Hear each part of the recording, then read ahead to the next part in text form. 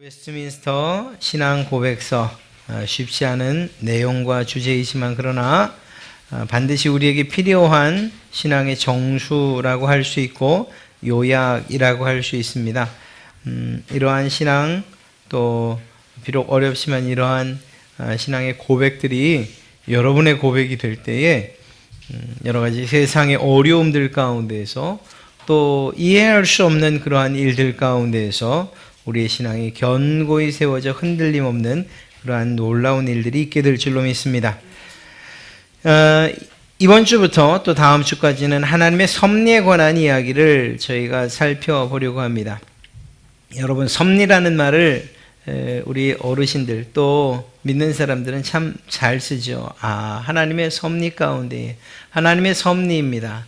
하나님의 섭리가 당신에게 이렇게 우리가 이러한 표현들을 잘 씁니다. 그런데 이제 잠시 뒤에 살펴보겠지만 이러한 섭리라는 하나님의 뜻입니다. 계획입니다. 하나님께서 유지하고 보존하시고 행하십니다. 라고 하는 이러한 말들을 점점 하기 싫어하는 또 그러한 말들에 대해서 거부감을 갖는 그러한 시대가 되지 않았나 생각을 합니다. 그런 점에서 정말 우리의 신앙이 하나님 안에서 흔들림 없길 원한다면 이 섭리에 대한 이 확고한 지혜와 지식을 가지고서 우리의 신앙을 지켜나가는 일들이 필요할 것입니다. 이 섭리에 대해서 7가지 문항으로 신앙 고백서는 고백을 하고 있는데요. 오늘 첫째, 둘째, 세 번째 항목까지 먼저 살펴보도록 하겠습니다. 제1항입니다. 만물의 위대한 창조자이신 하나님께서는 모든 피조물들 그리고 모든 행위와 모든 상황들을 가장 큰 것부터 가장 작은 것에 이르기까지 유지하시고 지시하시고 처리하시고 통치하신다. 하나님의 가장 지혜롭고 거룩한 섭리에 의해서 하나님의 무오한 예지와 그 자신의 뜻의 자유롭고 불변한 계획에 따라서 하나님의 지혜와 능력과 공의와 선과 자비의 영광을 찬양하도록 그렇게 하신다. 옛날 표현이지만 이 말들을 좀 끊어서 이렇게 좀 이해하기 쉽게 좀 적용해 줬으면 하는 이런 바람은 있습니다만 또 그렇게 아쉬운 부분들은 저와 함께 공부를 해가면서 다시 한번 풀어보도록 하겠습니다. 앞서 말씀드렸던 것처럼 현재 시대가 어떤 시대냐 이야기를 할 때에 우리가 정말 하나님께서 우리에게 요구하시는 바 섭리에 대한 그러한 생각들이나 혹은 그러한 신앙을 갖지 못하도록 방해하는 그러한 시대라고 이야기할 수 있을 것 같아요. 그렇다고 해서 그것이 지금 당장 일어난 일이냐? 그것은 아닌 것입니다. 현재 이 시대의 문화의 지배적인 세계관을 좀 살펴보면 이신론이라고 할 수 있는데요. 그것은 18세기 계몽주의로부터 시작됩니다. 이 계몽주의라는 것은 어떤 면에선 무지로부터의 탈출 그리고 새로운 시대의 도래 이렇게 긍정적인 면으로 이렇게 사상의 흐름 가운데서 받아들여질 수 있습니다만 신앙에 있어서는 이 계몽주의가 어떤 부분에 있어서 매우 큰 이 문제 혹은 또 어려운 그러한 문제를 던져준 그러한 시기가 됩니다. 이신론이라고 하는 것을 먼저 좀 살펴보려고 하는데요. 데이즘이라고 하는 바로 이 이신론, 이것은 자연신교 혹은 이성종교, 이성과 지성에 따른 이러한 종교라는 것입니다. 그러니까 하나님 당신을 계시하셔서 우리에게 알려주지 않습니까? 이유는 뭐죠? 우리가 하나님을 알 수 있는 지혜가 없으니까.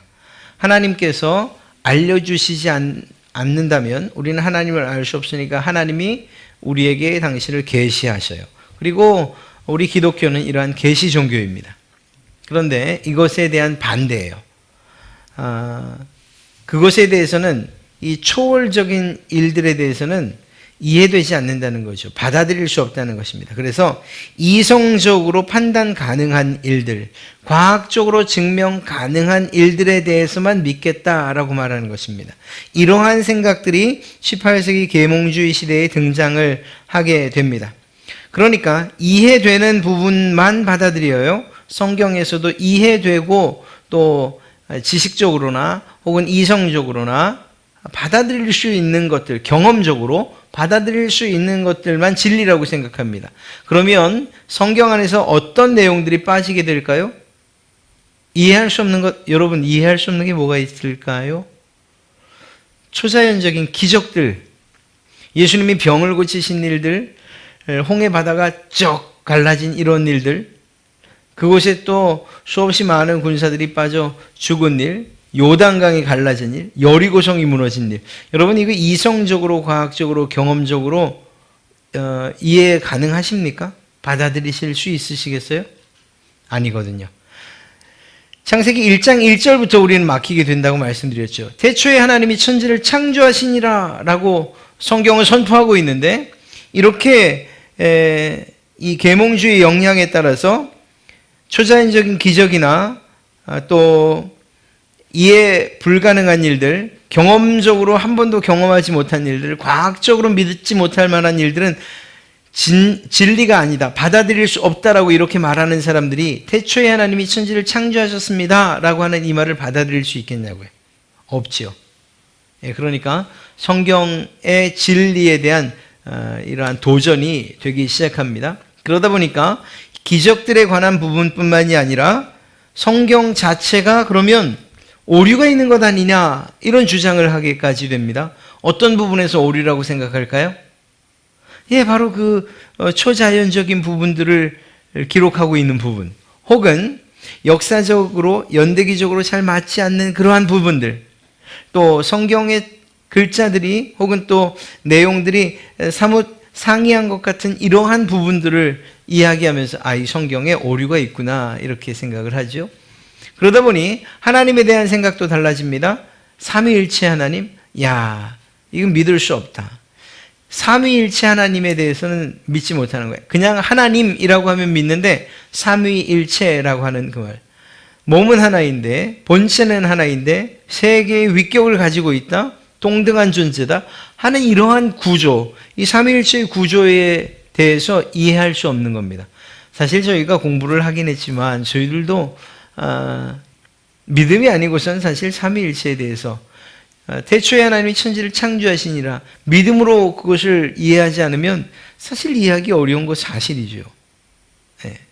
그런데 여러분들과 저는 정말 하나님께서 은혜를 베풀어 주시고 또 우리가 하나님의 순복하고 순종하는 마음을 가지고 그 말씀을 하나님은 분명히 하실 수 있다라는 이러한 하나님의 전지전능하심을 믿는 믿음을 가지고서 바라보니 그것들을 받아들일 수 있는 것이죠. 그렇게 받아들이지 못하는 사람들이 생겨났다는 것입니다. 그러다 보니까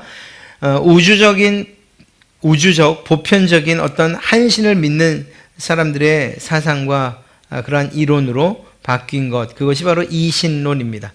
이 이신론의 특징은 무엇인가 하면 그것은 바로 세상을 창조한 한 신, 그것까지는 인정을 하겠다는 거예요. 그런데 그 신이 인간의 삶에 깊이 개입하시는 그런 신이 아니라 인간으로부터 멀리 떨어져 있는, 초월해 있는 신이라는 것이죠. 그래서 이들이 믿는 하나님은 세상을 창조한 뒤에 세상 일에 전혀 개입하지 않는 거예요. 그러면 세상은 어떻게 움직일까요? 하나님께서 처음 만드신 자연의 법칙, 우주의 법칙을 따라서 자동적으로 움직여간다는 거예요. 하나님의 개입이 없어도 돼요.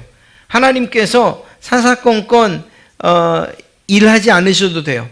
하나님은 그냥 하나님이시니까 세상과 이 세상으로부터 멀리 떨어져 있는 초월에 계신 분으로만 계시면 되는 거예요. 그런 하나님이라고 믿는 거예요.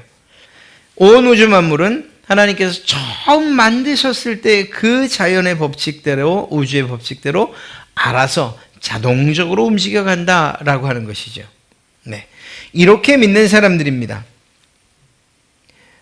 그들에 의하면, 그래서 인류의 역사, 이것은 지금까지 사람들의 이 모든 역사는 스스로 이루어져 온 것이고 스스로 돌아간 거라는 거예요.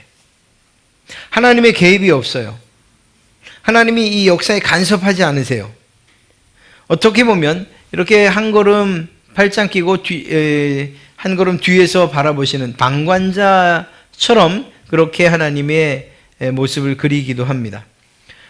이들이 주장하는 것은 무엇인가 하면 하나님은 창조하신 것으로서 그분의 모든 신으로서의 역할을 다 하셨다. 이제 그리고 이 모든 우주 만물로부터 초월적인 존재로 지금 계신다. 이렇게 믿는 것입니다.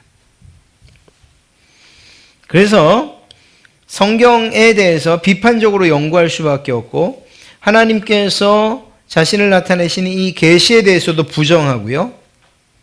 무엇보다 성경을 읽을 때 이성과 또 사람의 지성과 그리고 과학적인 근거들과 경험적인 이러한 사고들을 가지고서 합리적으로 성경을 보려고 해요.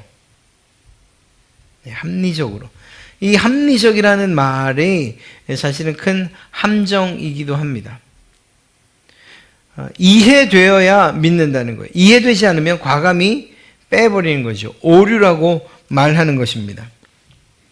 이러한 생각들이 계몽주의 이후에 지금까지 이어져 오고 있어요. 문제는 무엇인가 하면 이렇게 자연주의나 혹은 계몽주의 또는 이성주의에 기반을 한 우리의 신앙은 지금 이 시대에는 하나님께서 초월해 계신 존재로 믿던 그 생각들이 점점 바뀌어서 하나님이 즉 이 신이 없는 것 아닌가라는 이러한 무신론으로 발전을 하게 돼요.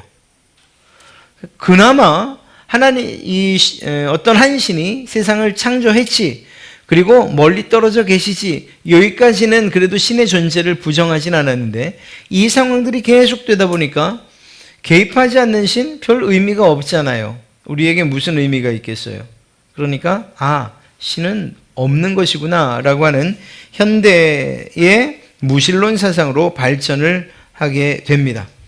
이러한 상황이다 보니까 교회 안에서도 이러한 섭리에 대한 이야기, 하나님이 어떤 일을 하시는 것에 대한 이러한 이야기들이 점점 사라져가고 설당을 잃게 되고 만 것입니다.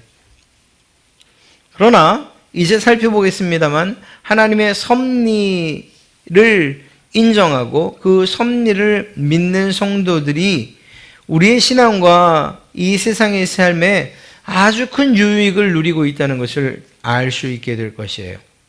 그래서 우리가 이 섭리는, 하나님의 섭리는 내가 이해할 수 없으니까, 과학적으로 증명되지도 않으니까, 기적에 관한 이야기, 또 뭐 기타 등등 초월적인 이야기니까 나와 상관없어, 혹은 믿을 수 없어 라고 말할 것이 아니고, 하나님께서 과연 인류 역사에 어떻게 개입을 하시고 가장 가깝게는, 가장 좁은 의미에서는 내 인생에 하나님이 어떻게 일하고 계신가라는 그러한 측면으로 이 섭리에 관한 이 신앙을 우리가 소유하게 된다면, 단언컨대 여러분들은 어떤 상황을 만나더라도 거기에서 흔들리거나 하나님이 과연 계신가가 아니라 하나님께서 이 일을 통해서 내게 또 무엇을 약속해 주시고 또 무엇을 주시려는가, 어떤 복을 주시려고 이러한 일들을 내 인생 가운데 일어나게 하셨는가라고 하는 이러한 하나님께서 기뻐하시는 방식으로의 접근을 하게 되리라 생각합니다. 우리는 창조 이야기라 하면 보통은 만들어진 것만을 창조라고 이야기를 합니다만, 그러나 유대인들의 관점에서 보면 그들의 창조는 두 가지 관점이죠. 만드는 창조가 있는가 하는 반면에 유지하는 창조의 개념을 유대인들은 가지고 있어요. 그런 점에서 이 섭리는 바로 하나님 그분께서 세상을 하나님의 힘으로 유지 보존하시는 것과 관계되어 있는 내용입니다. 제가 말씀드렸던 것처럼 섭리가 무엇입니까? 라고 묻는다면 하나님께서 온 우주를 유지 보존하시는 하나님의 능력이라고 그렇게 한 문장으로 말씀을 드렸습니다만, 그것을 좀 더 깊이 있게 그리고 다양한 각도에서 살펴보려고 하는 것입니다. 사도행전 17장 28절 말씀을 보면 우리가 그를, 하나님이시죠, 하나님을 힘입어 살며 기동하며 움직이며 존재하느니라. 여러분, 우리의 존재는, 우리의 기동은, 우리가 힘입어 산다고 하는 이것은 누구를 중심으로, 누구에게 힘을 얻어 그렇게 할 수 있는 것이라고요? 하나님.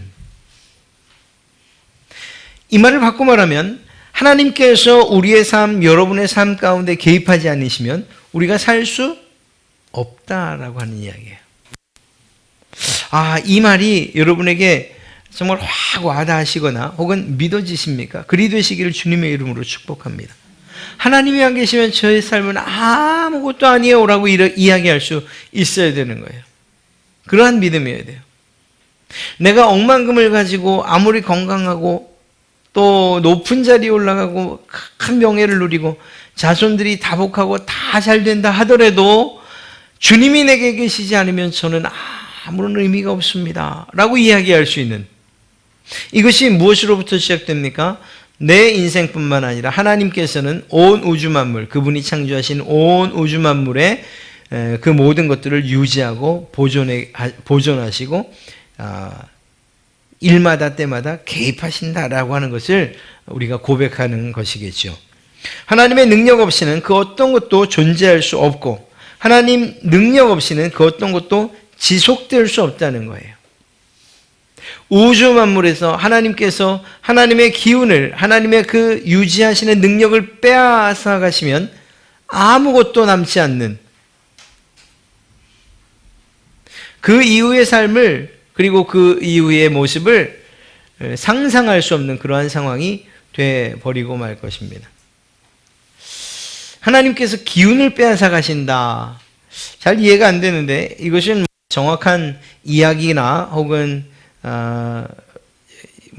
주장은 될 수 없을 것입니다만 한번 생각은 해볼 필요가 있어요. 어떤 물체가 어떤 방식으로 이루어져 있죠? 점점 작게 쪼개가면 결국은 분자 그리고 원자, 핵을 중심으로 이렇게 어떤 힘에 의해서 튀어나가지 않는 그런 물질들에 의해서 만들어져 있어요. 예를 들면 물은 H2O라고 하죠. 그래서 수소 2개와 산소 1개가 서로 묶여 있어요. 알 수 없는 힘, 그것들 간에 인력이 있고 서로 당기는 힘이 있습니다. 만약에 그것이 하나님의 기운이라고 말할 수 없지만 하나님께서 그러한 모든 이 원자와 원자 사이에 힘을 다 빼앗아 가신다면 어떤 현상이 일어날까요? 예를 들어서 물만 생각해도 그렇습니다. H2O라고 하는 건 사실 불을 끄는 물체지요. 물이 불을 끄잖아요. 그런데 이것이 갈라지기만 하면 산소는 불을 붙도록 도와주는 그러한 기체이고, 수소는 혹시 수소 용접 아세요? 그 수소가 바로 그 수소잖아요. 큰 소리를 내면서 폭발하는 기체예요. 근데 불이에요. 둘 다 불. 놀랍게도 이 두 개의 불의 속성을 가진 원자가 둘이 합쳐져서 물을 만들고 있다는 것입니다. 이런 방식으로 우리의 몸들도 다 이루어져 있어요. 어떤 물체들도 다 마찬가지예요. 원자의 속성에 따라, 결합의 방식에 따라서 이러한 다양한 물체를 이루고 있는 거예요. 하나님께서 그 사이에서 그 원자와 원자 사이 인력만 빼버리시면 어떤 세상이 올지 사실 우리는 상상할 수가 없죠. 그러니까 이것을 바꿔 말하면 하나님께서 하나님의 창조하신 세계에서 하나님의 그러한 기운과 그리고 하나님의 숨을 거두신다면 그러면 유지될 수 없다라는 사실을 우리는 잘 알 수 있는 거예요. 이건 그냥 한 가지 예로 든 것이고, 여러분들에게 정말 밀접하게 느껴지는 것, 그것은 여러분이 아침마다 일어나서 밤에 누울 때까지 하나님께서 여러분들을 눈동자처럼 지켜 보여주시는 그러한 사실들을 느끼고 또 느낄 때, 오늘도 하나님이 나와 함께 계셨구나, 내 삶에 개입해 주셨구나, 정말 어렵고 힘든 상황 가운데서 피할 길을 주기도 하시고 때로는 어려움 가운데로 몰아넣기도 하시는 이러한 모습들을 보면서 하나님이 내 삶에 개입하시고 나를 사랑하시는구나 하는 것들을 깨닫지 않으십니까? 바로 그런 거예요. 하나님께서 세상을 만들어 놓고 여러분을 만들어 놓고 이젠 너희들이 알아서 라고 하고 한 걸음 뒤로 물러나 계신 그러한 분이 아니라는 사실을 잘 알 수가 있는 것입니다. 이렇듯이 우리의 기원에 관해서는 창조하시는 하나님의 힘에 의존하고요. 그리고 우리의 계속되어지는 이 존재에 대해서는 유지하시는 그러한 하나님의 힘에 의존하고 있다. 이렇게 말할 수 있다는 것입니다. 하나님은요, 이 온 우주를 유지하시고 또 어떤 것에 대해서는 지시하시고 어떤 것에 대해서는 처분을 하시고 그리고 전반적으로 통치하시는 그러한 하나님이세요. 이러한 유지, 지시, 처분, 통치 이 모든 것을 통틀어서 하나님의 섭리다 이렇게 이야기를 하는 것입니다. 그런 점에서 볼 때 하나님의 섭리는 단순하게 유지하는 것, 이렇게 어떤 것들이 흔들리지 않도록 예를 들어 컵에다가 물을 가득 담아서 쏟지 않도록 조심스럽게 이렇게 그냥 이런 유지가 아니에요. 하나님의 유지의 의미는 좀 더 넓어서 이 세상 우주 만물이 유지되고 보존하게 하시는 것뿐만 아니라 어떤 일에 대해서는 지시하시고 자연 만물들을 통해 지시하시고 또 하나님의 백성들을 통해 당신의 선지자를 통해 지시하시고 또 어떤 때는 처분을 내리시고 그래서 없애시기도 하시고 생기기도 하시고 또 그리고 더 나아가서 전반적으로 온 우주 만물을 통치하시는 그러한 이 모든 것들을 통틀어서 하나님의 섭리다 이렇게 이야기하는 것입니다. 이때 이러한 유지, 지시, 처분, 통치라고 하는 이러한 하나님의 섭리가 무엇을 통해서 이루어져 갈까요? 그것은 하나님의 가장 지혜롭고 거룩한 섭리에 따라서 행해지고 있다는 것입니다. 가장 지혜롭고 거룩한 섭리에 또 가장 지혜롭고 무오한 예지와 하나님 자신의 뜻과 자유롭고 불변한 계획에 따라서 행하신다. 말은 굉장히 어려운데요. 쉽게 말하면 그것입니다. 이 자연 만물이 유지, 지시, 처분, 통치되어지는 하나님께서 섭리하실 때 무엇을 가지고 통치하시는가, 무엇을 기준으로 통치하시는가, 하나님의 성품을 가지고서 그것을 기준으로 통치하신다는 사실을 이렇게 어렵게 이야기하고 있는 거예요. 하나님의 성품에 기인해서 하나님의 섭리를 우리에게 베푸신다고요. 이 사실은 정말 중요한 거예요. 그러니까 하나님께서 하나님의 뜻을 이루고 어떤 자연 만물을 유지하기 위해서 하나님의 성품을 벗어난 어떤 일들을 할 수 없어요. 아주 쉽게 그냥 바로 이야기를 한번 해보죠. 우리가 만약에 이 세상에서 우리 몫에 대해서 내 일에 대해서 좀 불평스러운 어떤 일에 대해서 불평하고 투덜거리고 있다면 이 말은 무엇을 의미하는 걸까요? 하나님께서 하신 그 어떤 일이 선하시다 혹은 하나님께서 완전한 지혜로 행하신 일이라고 하는 것에 대한 의문을 나타내는 거죠. 만약에 여러분들이 정말 아파요. 정말 그럴 리 없지만 그렇게 되지 않으셔야 되지만 쫄딱 망했어요. 그냥 가슴이 너무 힘들고 아프고 힘들고 어려운 상황이에요. 그 상황이 됐을 때 몸은 아프고 사업은 망했을 때에 그리고 돈 들어갈 때는 막 정신없이 막 휘몰아칠 그때에 여러분들이 무슨 생각을 왜 내 인생은 이 모양일까? 왜 이렇게 힘들까? 하나님이 계시긴 계신 걸까? 라는 이러한 불평과 원망을 쏟아놨다고 생각을 해봅시다. 이 말은 무엇일까요? 변하지 않는 하나님의 통치하심과 하나님의 섭리가 있다는 것이 사실일 때에 내게 일어난 일을 가지고서 그것을 불평하고 원망한다면 이 말은 무엇일까요? 하나님께서 다스리시는 그러한 통치가 완전하지 않다고 내가 지금 불평하고 있는 거겠죠. 그렇지 않습니까? 하나님의 선하심, 하나님의 완전한 지혜로 세상을 다스리고 계신다는 사실에 대해서 내가 하나님 왜 대체 내게 이런 일이 일어납니까? 라고 이야기하는 것이죠.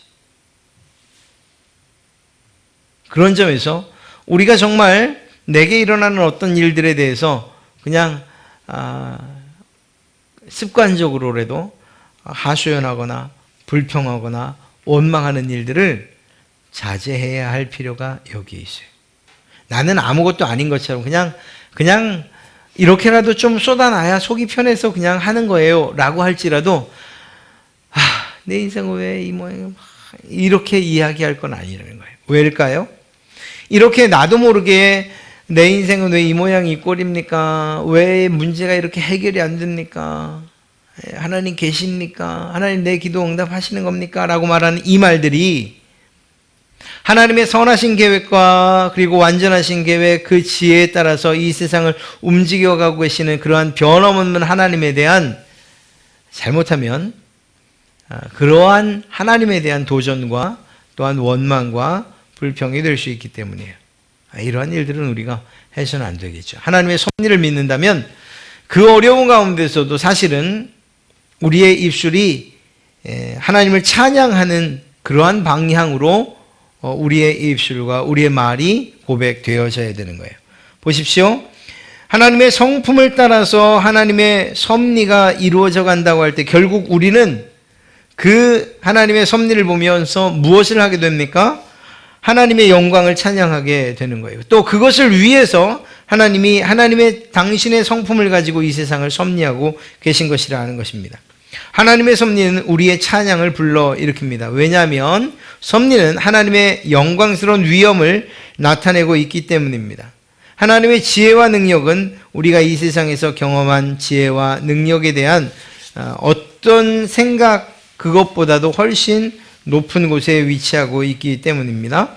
우리는 하나님의 섭리에서 그분의 공의와 그분의 자비, 또 다른 그분의 성품 등 이 모든 것들을 보게 돼야 됩니다. 그렇기 때문에 우리에게 일어나는 하나님의 섭리, 그분의 유지 보존하시는 그러한 능력을 접할 때마다 우리는 하나님을 찬송하고 또 영광 올릴 수밖에 없는 것이죠.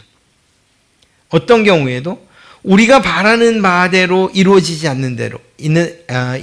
않는다고 해도, 우리의 소원이 이루어지지 않는다고 해도, 우리의 삶의 결과, 노력의 결과가 꼭 긍정적이지만은 않다 하더라도 그보다는 내가 계획하고 내가 한 것보다는 훨씬 높은 그곳에 하나님의 지혜가 있고 그 지혜로 이 세상을 다스리시고 또 내 삶을 보살피시니 비록 내가 지금 상황은 이렇지만 하나님의 선한 뜻이 이 일을 통해서조차 이루어질 것입니다 라고 말하는 것을 통해서 하나님께 영광을 돌리고 또한 그 하나님을 찬송해야 된다는 것입니다. 욥기 13장 15절에 킹제임스 버전으로 보면 그가 나를 죽이실지라도 나는 그를 의뢰하리니 라는 이러한 욥의 고백이 있습니다. 우리의 고백도 이러해야 한다는 거예요.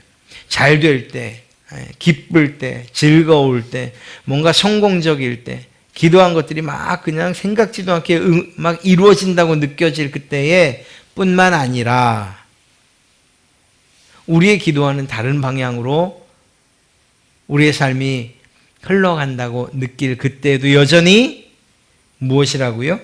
나는 하나님을 의뢰하겠습니다 라고 그렇게 고백해야 되는 거예요. 언젠간 이 영상을 보게 될지 모르겠지만 우리 민기와 강건이가 자대 배치를 받았잖아요. 둘 다 그냥 김포 쪽 가까운 쪽으로 갔으면 얼마나 좋겠어요. 아니면 포항. 그런데 민기가 김포로 왔어요. 근데 제가 박수를 칠 수가 없어요. 강건이가 백령도로 들어갔어요.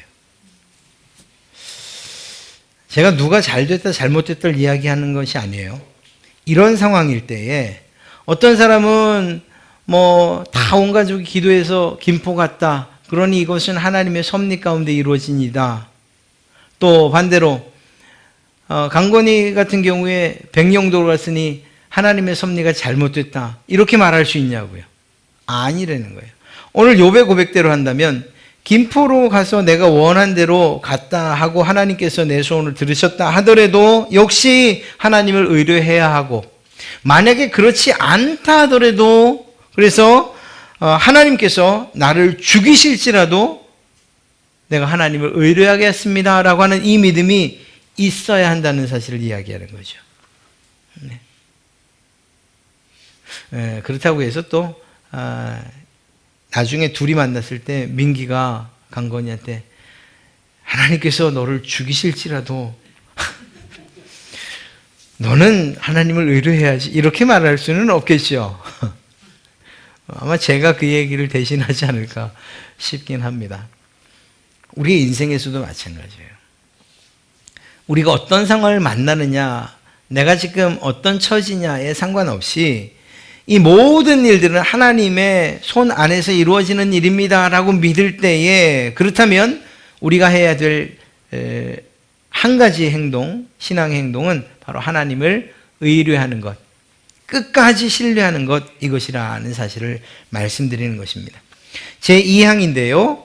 제1원인이신 하나님의 예지와 작정에 따라 모든 것이 불변하게 그리고 절대 확실하게 일어난다. 그렇지만 하나님은 동일한 그 섭리에 의해서 제2원인들의 성질에 따라 필연적으로 자유롭게 혹은 우발적으로 일어나도록 명령하시다. 말이 굉장히 어려운데요. 1원인은 여기에서 하나님 그분의 뜻이고 2원인은 사람들의 뜻, 삶, 모든 것들을 포함하는 것이죠. 자, 이것을 쉽게 풀어 말씀드리면 이런 것입니다. 요셉의 이야기를 생각해 보십시오. 하나님께서 의도하신 바, 하나님의 제1의도, 원인은 무엇이죠? 하나님의 뜻은 무엇이죠? 내가 이 백성을 애굽에서 민족으로 만들리라 라고 하는 그러한 생각이셨어요. 그런데 여기에 제2원인들이 등장하지요. 이 요셉이라고 하는 마치 씨앗과 같은 그 사람을 애굽으로 옮기는데 누가 혁혁한 공을 세웁니까? 그의 형제들이죠. 제2원인인 거예요.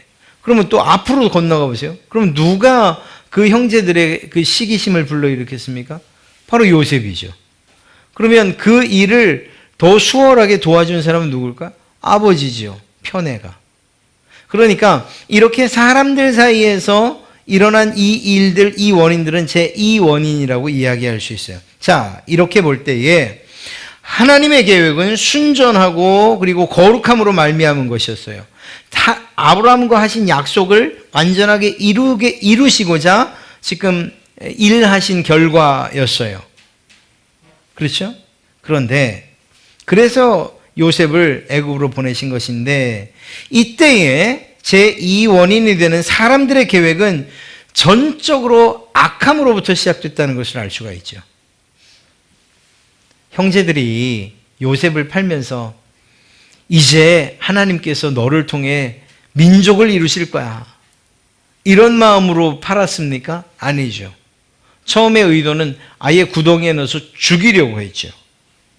죽이려고 했고, 그리고 그것을 살리자고 한 이 루벤이 있고 또 유다의 그러한 제안에 따라서 구덩이에서 건져서 팔았을 따름이에요.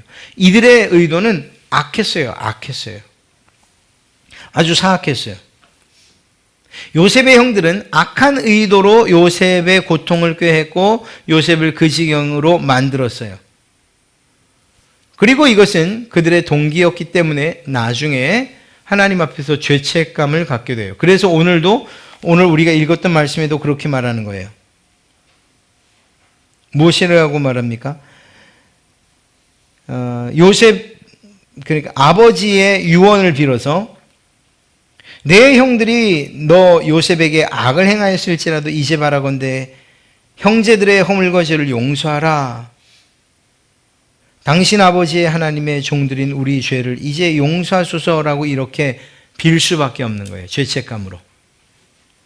자, 여기서 하나님의 뜻이 변함이 있습니까? 없지요. 하나님의 뜻은 영원하고 불변해요. 하나님의 제1원인 되신 하나님의 뜻은 언제나 선하고 그리고 불변해요. 무엇을 따라서 선하고 불변할까요? 아까 말씀드린 대로 하나님의 성품을 따라서. 그러니까 말씀드린 것처럼 하나님께서 계획하신 일, 하나님께서 섭리하시는 그 모든 일들은 하나님의 성품을 기반으로 하고 있기 때문에 하나님께서 악한 일을 하지 않으셔요. 악한 것들을 계획하지 않으셔요. 그럴 수 없는 분이세요.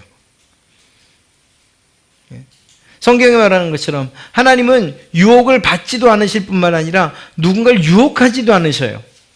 그런 분이세요. 왜? 하나님의 성품이 그래요. 그분의 성품은 의롭고 거룩하고 선해요. 그래서 악한 일을 할 수도 없고 불의한 일을 하실 수 없어요. 아니, 하실 수 없어요. 그러니까 성품이 그렇다라고 하는 것을 마치 우리 속에 있는 여러 가지 생각들 가운데에서 어느 한 가지로 생각해서는 안 된다니까요. 하나님은 선하십니다라고 할 때 그 하나님은 그냥 선 자체예요. 하나님은 사랑이십니다라고 할 때 그냥 사랑 자체예요. 여기에는 사랑하지 않는 마음이 있을 수가 없는 거예요. 그런 하나님의 성품으로 볼 때에 하나님의 계획이 불의하거나 혹은 악하거나 그래서 내가 형제들의 마음에 악한 생각을 일으켜서 요셉을 팔도록 해야지 이런 생각을 하실 수 있냐? 없다니까요. 없어요. 창세기 15장 16절 말씀을 보면 아브라함에게 하시는 말씀이죠. 내 자손은 4대 만에 이 땅으로 돌아오리니 이는 아모리족 속의 죄악이 아직 가득 차지 아니함이니라 하시더니 이것도 마찬가지입니다. 이스라엘 백성들이 가나안을 점령합니다. 이때 이 가나안 점령에 대한 것은 하나님의 거룩하신 계획이었어요. 선하신 계획이었어요. 하나님께서 그들을 이 이스라엘 백성들로 하여금 국가를 만드시고 왕국을 세우기 위해 하신 하나님의 뜻이었어요. 그렇죠? 그런데 이때 세상 사람들이 이야기하는 것처럼 피해를 본 사람이 있다는 거예요. 그리고 진멸당한 바로 가나안 사람들을 애매하게 피해를 본 그러한 사람들로 생각을 하려고 합니다. 그러나 우리 믿는 사람들은 그렇게 생각할 수가 없어요. 왜냐하면 오늘 이야기한 것처럼 이스라엘 백성들이 가나안 땅에 가서 그들을 진멸한 그때의 그 가나안 사람들의 상황이 어땠느냐?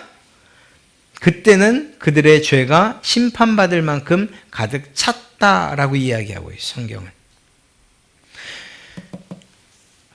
4대를 기다리게 하신 이유가 무엇일까요? 그들의 죄가 가득 차지 않은 것이라 하는 거죠.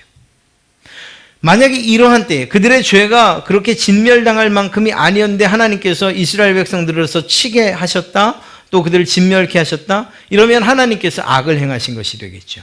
그건 아니지요. 그러니까 하나님께서 일하시는 방식은 이렇다 하는 거예요.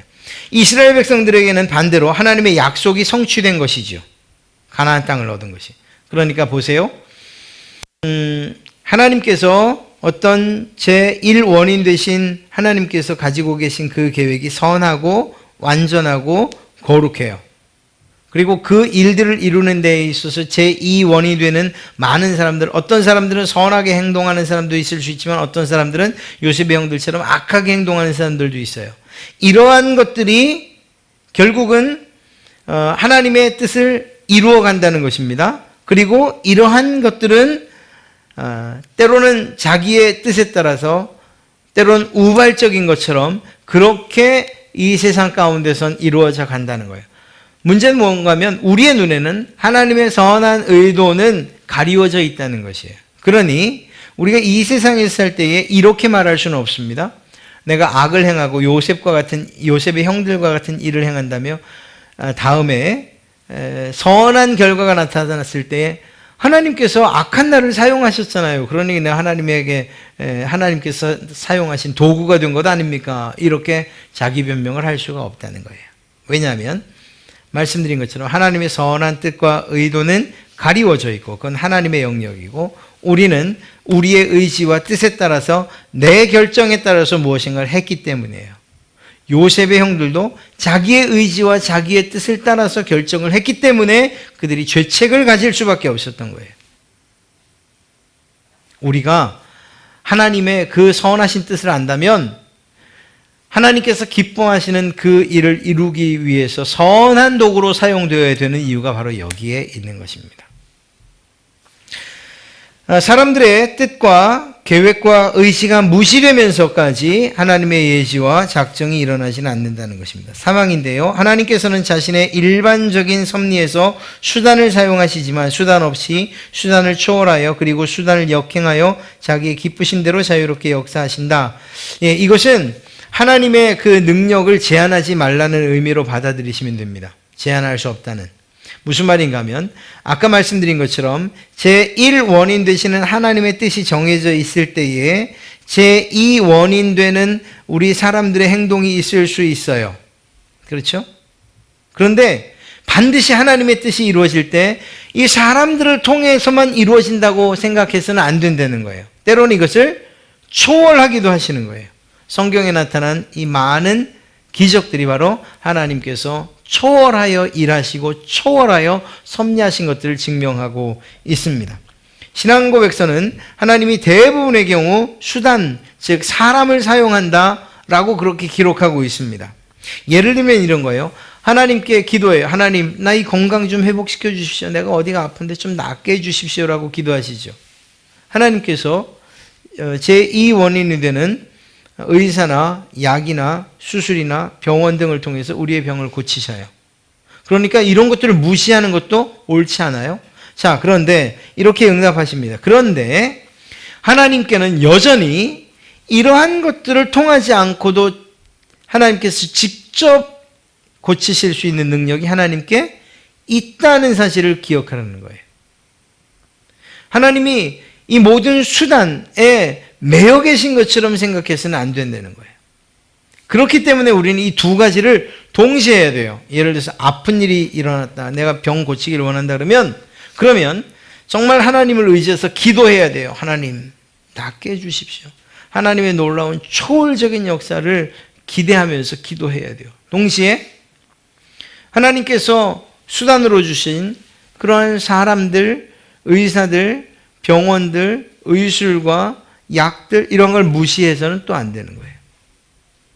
이것도 하나님께서 사용하시는 수단이기 때문인 거죠.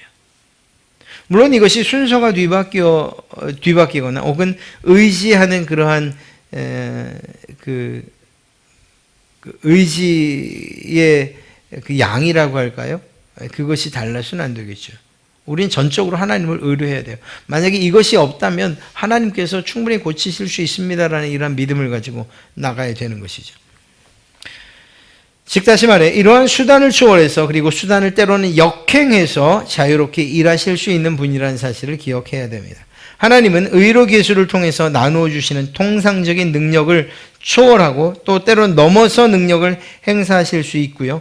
때로는 하나님께서 정말 기뻐하시는 뜻에 따라서는 이것들과 상관없이 역행해서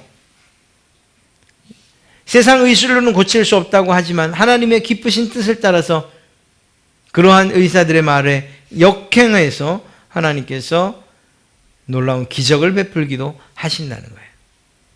그러니까 어느 한 곳에 매여서는 안 돼요. 하나님께서 이 세상을 보호하시는 방법, 또 특별히 바로 하나님의 자녀라고 하는 백성이라고 하는 여러분들을 보살피실 때에 하나님께서 세상의 수단들만을 이용하시는 분이시지라고 그렇게 말해서도 안 되고, 또 반대로 하나님께서는 그저 하나님께서 직접 일하시지라고 그렇게 말해서도 안 돼요. 하나님께서 이 세상의 모든 수단을 사용하기도 하시죠. 그러나 하나님께서 직접 고치실 수 있는 분이란 이러한 믿음을 가지고서 하나님 앞에 나와야 돼요. 언제나 우리가 힘들고 어려울 때일수록 하나님께서 반드시 선하신 뜻과 그 계획에 따라 일하십니다. 유지하고 보존하십니다. 내가 그런 하나님의 날개 그늘 아래에 있습니다. 라고 고백할 수 있어야 되는 거죠. 이 섭리의 신앙은 정말 중요합니다. 이해 불가능한 일들이 혹여 우리 가운데 일어난다 할지라도 그것이 하나님의 은혜 가운데 그리고 하나님의 보살핌 가운데 하나님의 그 완전하시고 거룩하신 지혜와 그 뜻에 따라 이루어지는 일이라고 우리는 믿고 고백할 수 있어야 되는 거죠. 그때 우리의 신앙이 흔들리지 않는 거예요. 어려울 때 그때에도 여전히 하나님께서 역사하십니다. 하나님께서 나를 죽이실 수도 있고 살리실 수 있습니다. 그래서 나는 오직 하나님만 의뢰하겠습니다 라고 하는 이러한 고백이 우리에게 있어야 될 줄로 믿습니다. 이러한 믿음과 이러한 고백으로 하나님께 온전한 영광과 찬송을 올려드리시는 그러한 여러분 되시기를 주님의 이름으로 축복합니다.